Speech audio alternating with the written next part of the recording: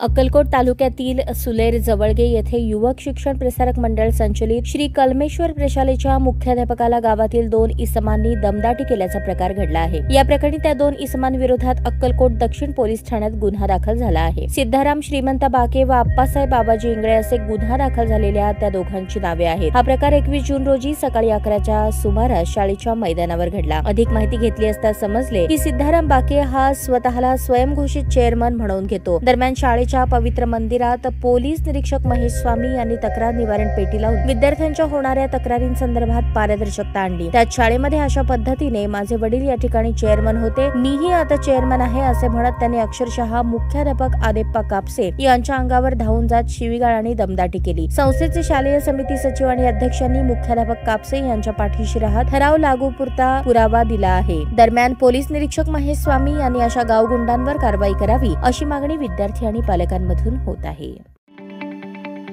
ताज्या बातम्या पाहण्यासाठी प्राईम महाराष्ट्र न्यूज चॅनलला सबस्क्राईब करा।